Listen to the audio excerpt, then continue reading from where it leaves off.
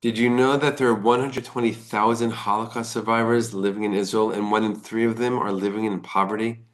Shalom, friends. This is Akiva with Israel in 5, and I invite you to take advantage of an incredible opportunity with Meir Panim to help Israel's most needy citizens. 120,000 Holocaust survivors, people who saw the worst of the worst in this world, some of them struggling to get by with bills for food and medicine, rent, and other things. If you go to israel5.org/donate, you can make a donation to help these people as we approach the Jewish holiday season. In the Jewish tradition, we are taught, we are inspired, we are motivated not to sit down at our own holiday table until we know that we've done our part and we've done our best to help those in need to also enjoy and celebrate the Jewish holiday season. And this is an incredible way to do exactly that. Every single donation is getting doubled by the Steinberg Gift Fund. So everything you give will go even further to help these Holocaust survivors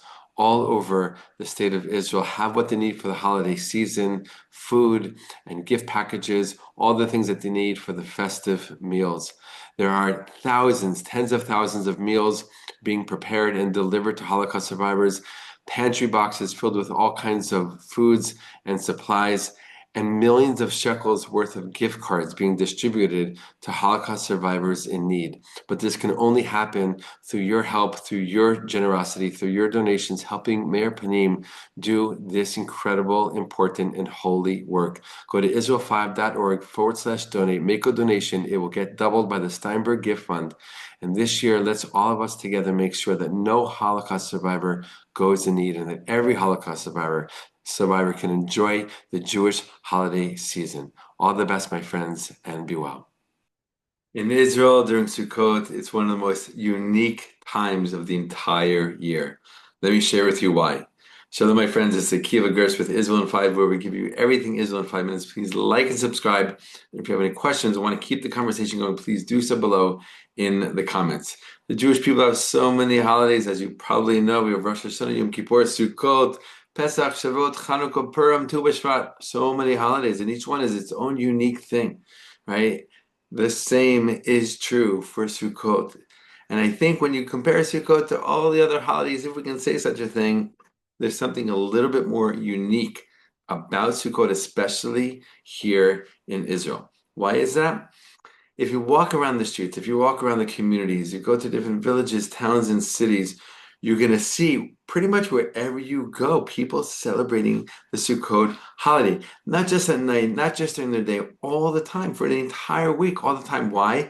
Because the main, or one of the two main things about Sukkot is the sukkah. It is the booth that Jews build outside their homes. They move outside of their homes for a week and they basically live in the booth, in the sukkah, right? Spending as much time as they possibly can during the week. And you see these sukkot, you see these sukkahs all over the country, all over the place, right? You walk through neighborhoods, you see them in people's backyards. If they're apartment buildings, you'll see them on their porches. If you're going into cities and going to areas where there's lots of restaurants, oftentimes many restaurants, from pizza and falafel shops to really nice gourmet restaurants, will have a sukkah there for those who want to eat their meal in a sukkah. Right? Because it's a custom, it's a mitzvah to not only spend time in the sukkah, and some people sleep in the sukkah, but also to eat all of your meals in the sukkah. And some people take this very, very seriously. So restaurants know that, right? So they want to build a sukkah so that they can make sure that those people still will be customers during Sukkot. And it's an amazing, amazing thing, right? If you go to the ultra-Orthodox neighborhoods, oftentimes they don't have backyards or even porches, so they have them all over the streets, right? In between their apartments, packed, filled. One sukkah after the other after the other. If you go there at nighttime, you'll hear the sounds of people sitting in their sukkah and talking and having meals and singing, especially in Shabbat and the first and last days of the holiday. Right? Some of the apartment buildings in these ultra-Orthodox neighborhoods, many of them actually, are built in such a way to make sure that everybody can have a sukkah on their porch. Because one of the laws about a sukkah, in order for it to be valid, it can't have anything above it. Nothing can be above the sukkah. Not a building, not another porch, not a tree, nothing. It should be open space, open air.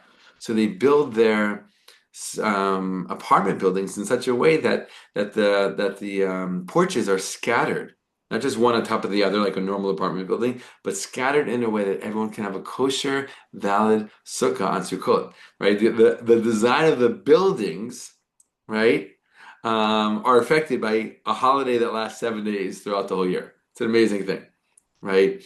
If you go to Jerusalem, of course, you're going to see Sukkot everywhere. You're going to see people walking around with their lulav and etrog, right? Specifically in the morning, if they're going to prayers, from prayers, you're going to see people sitting on the street corners asking people, "Hey, do you want to do the mitzvah of shaking the lulav and the etrog?"